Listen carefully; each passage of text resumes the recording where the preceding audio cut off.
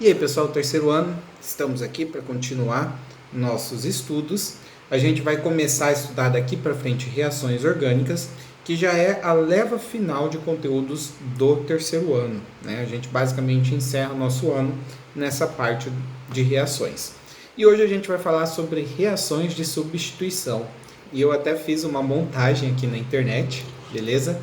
De uma para exemplificar essa reação de substituição, que vocês vão entender, ó, nessa minha montagem está saindo o átomo de hidrogênio e entrando o átomo de cloro como se fosse uma substituição no futebol, né? Sai um jogador e entra outro. E vocês vão entender por quê. Vamos lá. Pessoal, reação de substituição, como o próprio nome diz, você vai substituir, você vai trocar um átomo com outro. Eles vão trocar de lugar, certo? E a reação de substituição existem várias, mas a única que nós vamos estudar são as reações de halogenação. E pessoal, o que vai ser essa reação de halogenação? Você vai pegar um hidrocarboneto, um alcano, um hidrocarboneto que só tem a ligação simples, e vai misturar com um halogênio, qualquer um deles. Pode ser com flúor, cloro, bromo ou iodo.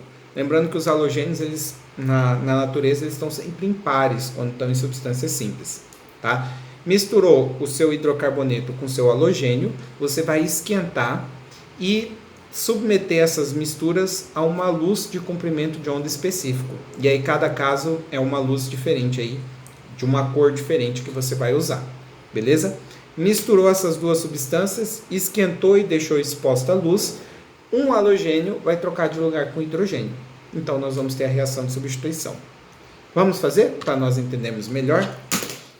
Bem, eu vou começar aqui, pessoal, com um exemplo extremamente simples, que é o hidrocarboneto mais simples que existe, que é o CH4, e eu vou reagir ele então com gás cloro, com Cl2. Lembrando que a gente vai fazer isso na presença de luz e calor. Pessoal, a gente usa esse triângulozinho para indicar aquecimento na química. E o que vai acontecer? Para vocês entenderem o que vai acontecer, eu vou mostrar todas as ligações aqui. Ó. CH4 é um carbono ligado a 4 hidrogênios e Cl2 é um cloro ligado a cloro. Na reação de substituição, como o próprio nome diz, nós vamos substituir, nós vamos trocar de lugar um hidrogênio com um cloro, beleza? Então nós faremos essa troca aqui. Feito essa troca, o que vai estar sendo formado, pessoal? Vai estar sendo formado esse composto aqui, ó. Vai estar sendo formado esse composto aqui, o clorometano, certo? E como o hidrogênio trocou de lugar com o cloro, agora nós vamos ter esse hidrogênio ligado ao cloro. Nós vamos formar o hidreto de cloro. Acabou, é isso, tá? Se nós fôssemos representar isso de uma maneira mais condensada, nós então teríamos como produto o CH3Cl e o HCl. Fechou o primeiro e mais simples exemplo, ok? Vamos fazer agora um exemplo um pouquinho mais complexo. Vamos pegar, ao invés de pegar o hidrocarboneto de 1, vamos pegar um hidrocarboneto com 2 carbonos, vamos pegar o etano. E vamos fazer a substituição com o mesmo cloro, com o mesmo Cl2, na presença então de luz e calor. E o que vai acontecer? Vamos desenhar as ligações aqui.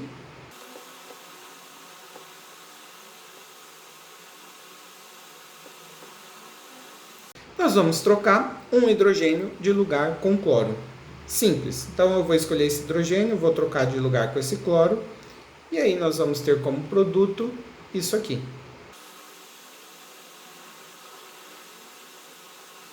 Além, claro, do HCl, né? Então é Cl2, um dos cloros junta-se ao alcano, o outro pega o hidrogênio. Ok, nenhum grande segredo. Se eu fosse representar isso aqui da maneira condensada, nós teríamos o cloretano, nós teríamos isso aqui, além do hidreto de cloro, do HCl. Tá bem simples até agora, né? Mas eu tenho um ponto interessante de se discutir.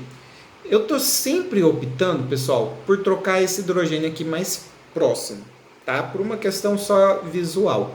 Entretanto, se por exemplo, ao invés de eu trocar esse hidrogênio, eu tivesse escolhido o hidrogênio aqui de cima, faria alguma diferença? Né? O que acabaria acontecendo se eu estivesse optando por trocar o hidrogênio de cima? Seria essa inversão aqui, ó. Aqui nós teríamos o cloro e esse hidrogênio, como não teria trocado, estaria aqui. O que na prática significa que não fez diferença nenhuma, pessoal. Tá? Se eu jogo o cloro para cima, para o lado, para baixo, tanto faz, continua sendo a mesma coisa, certo? A mesma situação nós poderíamos pensar, e se ao invés de eu ter trocado por esse aqui, eu tivesse trocado por esse hidrogênio no outro carbono, né? Se eu tivesse feito essa troca, ia acontecer isso aqui, ó.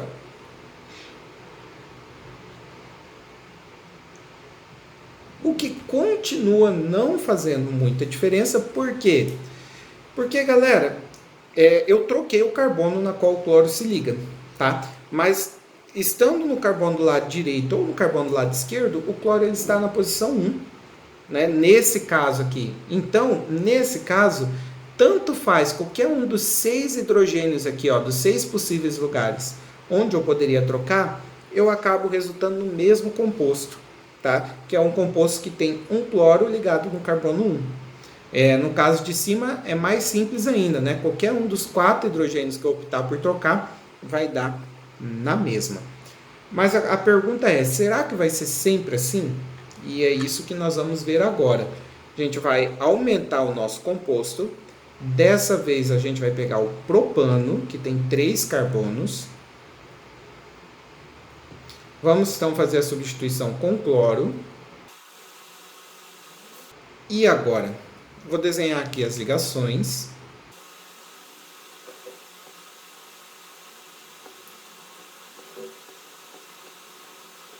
E vou fazer a troca, certo? Eu vou trocar então um hidrogênio com um cloro. Se eu trocar nessa posição que eu marquei aqui, nós teríamos então como produto isso aqui, ó.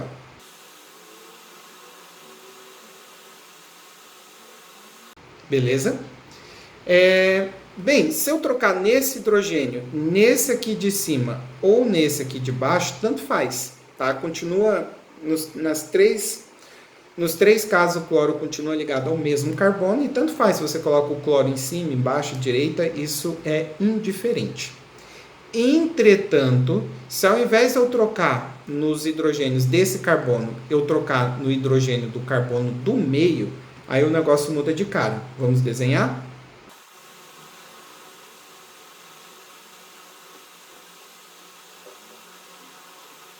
Por que o negócio mudou de cara, pessoal?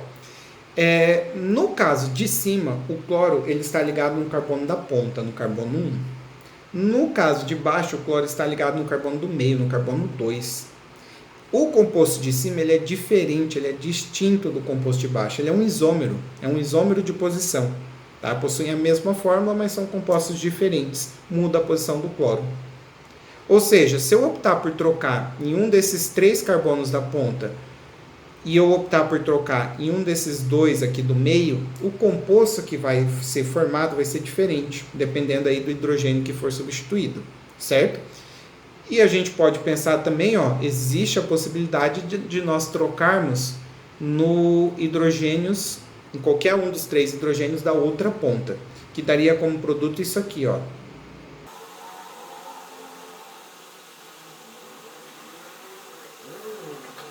E a pergunta que eu faço para vocês é, esse último composto que eu desenhei aqui embaixo, ele é diferente dos demais? E a resposta ele é até diferente do composto do meio, mas ele é igual ao composto de cima. Por que ele é igual? Nos 2 casos, pessoal, o cloro está no carbono 1, no carbono da ponta.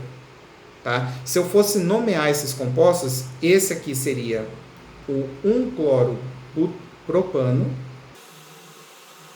O de baixo seria o 2-cloro-propano. E o último seria 1-cloro-propano.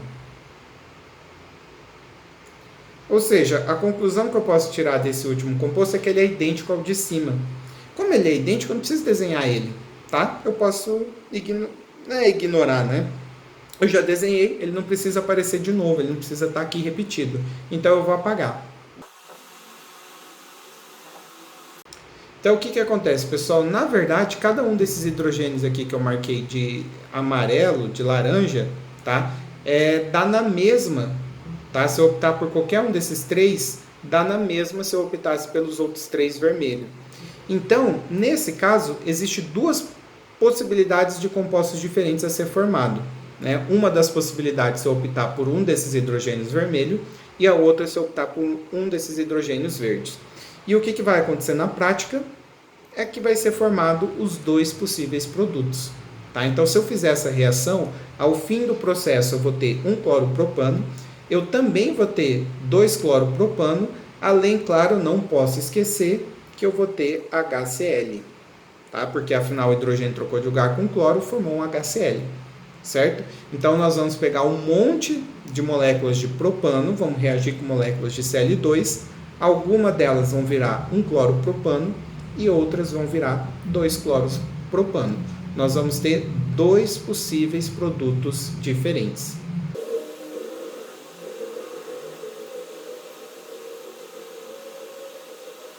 Certo? Então, é uma coisa que nós temos que ficar bastante atento quando nós falamos de reação de substituição. Exatamente isso, ver quantas possibilidades diferentes de produto nós temos. Tá? E, como eu comentei com vocês, então, é possível ver a formação de diferentes isômeros de posição. Vou fazer mais um exemplo aqui, né, para a gente entender e fixar melhor esse assunto.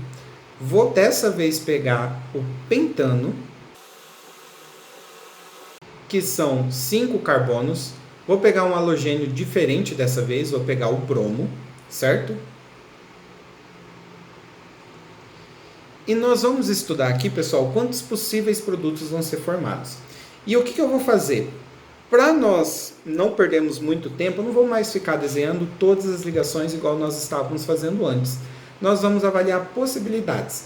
Uma possibilidade seria eu trocar nesse primeiro carbono, no carbono da ponta, que me daria como produto isso aqui, né?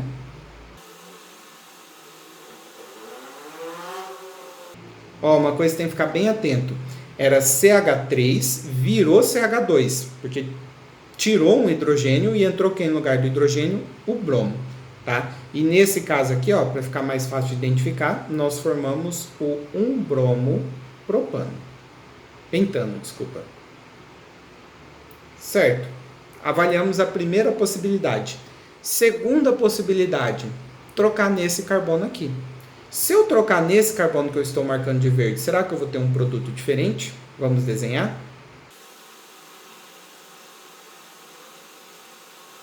Lembrando novamente, pessoal, era CH2, virou CH, né? Tirou um hidrogênio e entrou um bromo. Esse composto que eu desenhei aqui embaixo, ele é diferente do de cima, né? Nesse composto aqui de baixo, o bromo está na posição 2. Então, olha só, se eu trocar um desses hidrogênios do vermelho, é diferente do verde, certo? E se eu trocar aqui no terceiro carbono, que eu estou marcando de amarelo, vamos ver o que vai ser formado?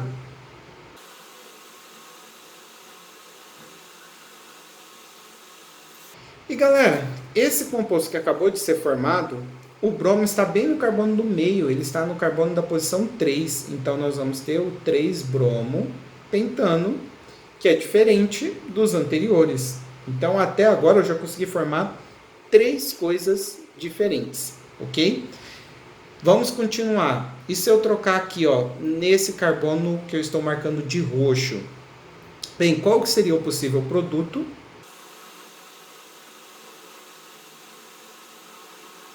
E aí os mais apressadinhos falaria, é o 4-bromo pentano, certo? Errado. Por quê, pessoal? Esse composto aqui que eu acabei de formar, o bromo ele não está na posição 4, ele está na posição 2. Porque lembra da regrinha que eu sempre tenho que numerar com o menor número possível? Então eu teria que numerar da direita para a esquerda, né? De trás para frente. E numerando de trás para frente, o bromo ele acaba ficando na posição 2. E se o bromo está na posição 2, esse composto ele é repetido a esse aqui de cima, do meio. né? Então, se ele é repetido, eu não preciso desenhar, pessoal. Eu não preciso ter uma estrutura repetida aqui. Eu vou apagar, tá? A conclusão que eu posso tirar é a seguinte, ó. Se eu trocar nesse carbono agora que eu estou marcando de verde, é a mesma coisa se eu trocar nesse, né? Beleza? E por fim, falta uma última possibilidade, que seria trocar nesse carbono aqui, que daria como produto isso aqui, que é um produto repetido, tá? Ele é repetido em relação ao primeiro caso, o caso lá de cima, que é o bromo na posição 1, o bromo na ponta. Tá? Então, como ele é um caso repetido, eu posso ignorar, eu posso apagar ele.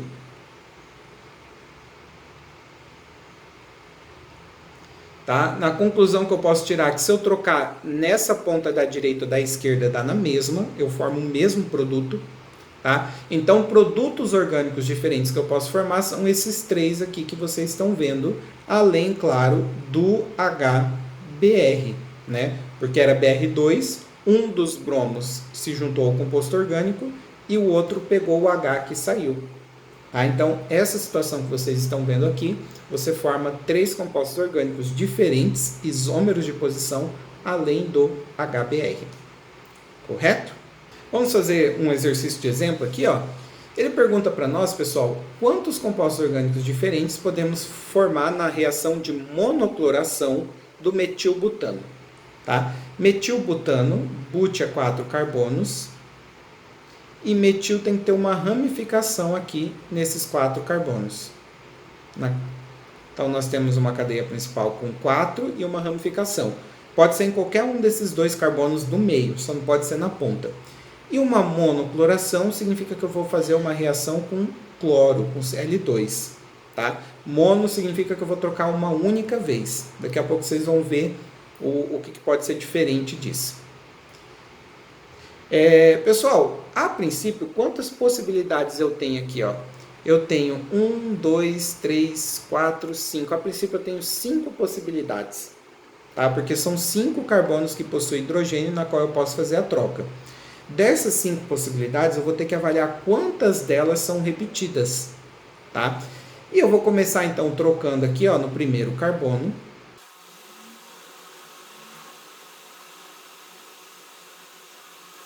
E o produto formado é esse aqui, pessoal. É 1 cloro, 2 metil, butano.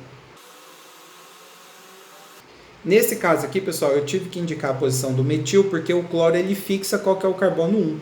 Beleza? Então, o metil ele poderia estar no 2 ou no 3, então eu tenho que dizer, ele está no 2. Eu tenho que fixar qual que é a posição dele. Beleza? Então, eu avaliei a primeira possibilidade, vou apagar aqui porque já foi. A segunda possibilidade seria trocar nesse segundo carbono.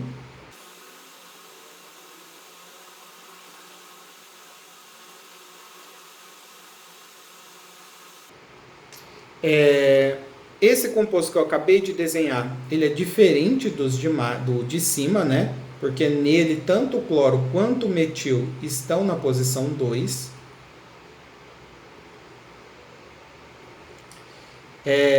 Já testamos essa possibilidade, vamos testar a próxima, que é substituir no carbono vizinho ali.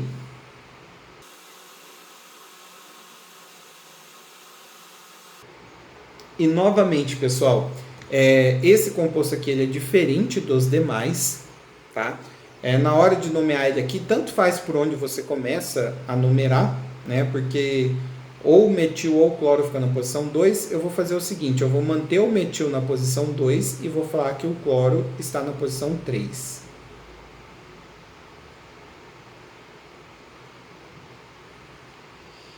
Então, nós já testamos 3 possibilidades e chegamos a 3 compostos diferentes, faltam 2 ainda. Como meu espaço aqui acabou, eu vou fazer aqui embaixo, tá? Vou separar aqui. A quarta possibilidade seria trocar nesse último carbono da ponta. Vamos fazer isso?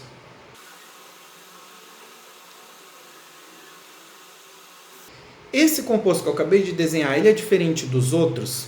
Pessoal, nele eu vou ter que numerar de trás para frente, né, para que o cloro tem o menor número, então o cloro vai estar na posição 1 e o metil ele vai estar na posição 3, tá? E isso aqui é diferente de todos os outros compostos que eu desenhei, tá?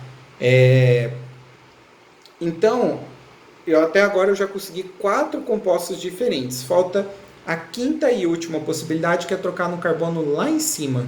Vamos fazer?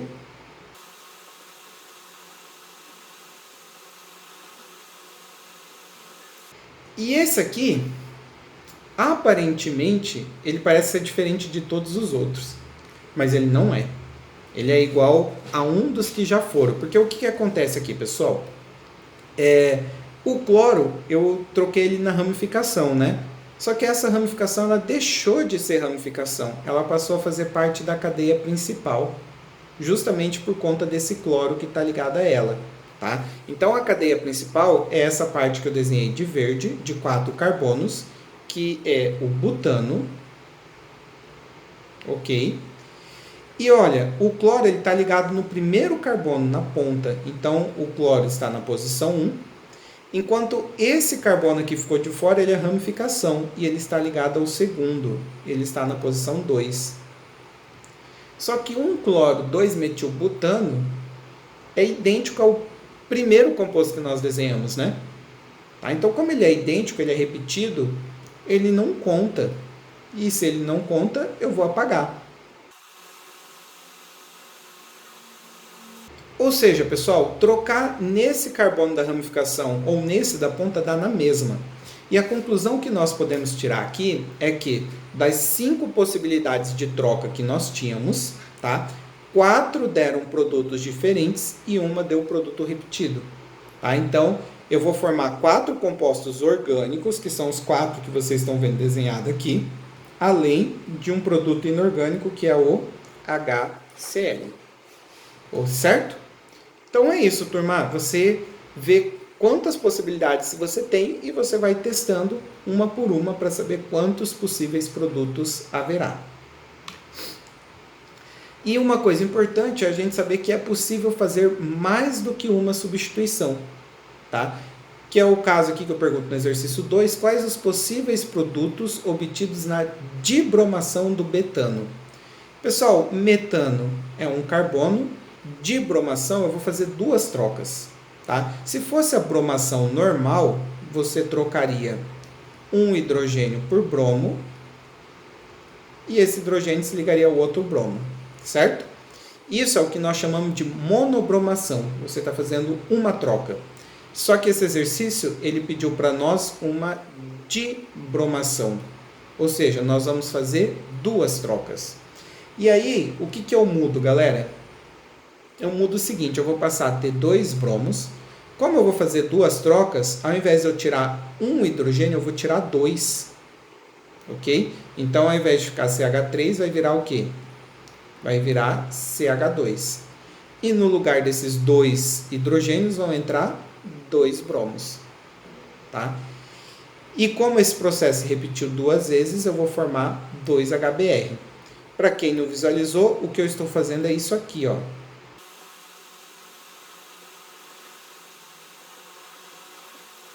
Tá? Quando eu digo aqui 2 bromos, pessoal, então ele tem que aparecer 2 vezes o Br2, né? 2 vezes bromo ligado a bromo. E aí, como ele aparece 2 vezes, é possível que eu faça 2 trocas, né? Fez uma troca aqui, fez outra troca aqui, e aí nós teríamos então como produto, além, claro, dos 2 HBr.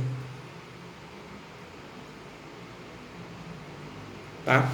Então é isso, pessoal. Mono é uma troca, di são 2 trocas, tri é 3 trocas. Se eu pedir uma tricloração, você vai trocar 3 vezes por cloro, certo? E vamos encerrar aqui, pessoal. Ele pergunta para nós quantos isômeros são obtidos na dibromação do butano. E eu vou fazer uma troca, porque se eu for fazer com butano, vai ficar muito grande, tá? Então, para a nossa aula não ficar muito extensa, eu vou fazer a dibromação do propano, para dar um pouquinho menos de possibilidades. Tá? Deixo o butano para a lista de exercícios para vocês. Deixo mais difícil para vocês, combinado? Então, propano são 3 carbonos. dibromação eu vou trocar por 2 bromos, certo? E agora, pessoal, eu tenho 3 possíveis lugares onde eu posso trocar, tá? Só que eu vou trocar em 2 posições diferentes. Então, eu posso, por exemplo, trocar um no primeiro carbono e o outro no segundo.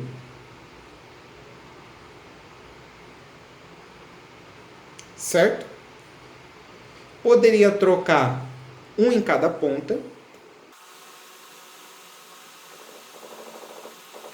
Nós formamos até agora 2 compostos diferentes, né?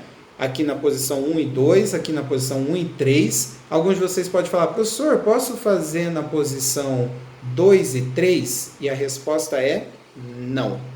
Tá? Na posição 2 e 3 não dá, que seria esse caso que eu acabei de desenhar, porque nós numeraríamos de trás para frente, ficaria a posição 1 e 2. Tá? Então, não, esse composto que eu acabei de desenhar é repetido. Bem, tem mais alguma coisa diferente que eu posso fazer aqui? Ó? Troquei no primeiro e no segundo, no primeiro e no terceiro, segundo e terceiro não dá. Outra coisa diferente, eu posso trocar 2 no mesmo.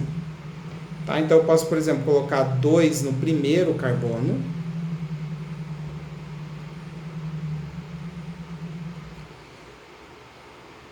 Poderia trocar, por exemplo, 2 no segundo carbono. Lembrando, pessoal, que eu tenho que tirar 2 hidrogênios para que essa possibilidade exista, tá? Olha só, aqui os 2 bromos estão na posição 1. No caso de baixo, os 2 bromos estão na posição 2. Poderia trocar os 2 bromos na posição 3, que seria isso aqui, ó. E a resposta é não. Por quê? Porque esse composto que eu acabei de desenhar aqui, né? Ele é idêntico a esse, tá? Eu tenho os 2 bromos na ponta, no carbono 1, certo? Então, como ele é idêntico, ele é repetido, não conta.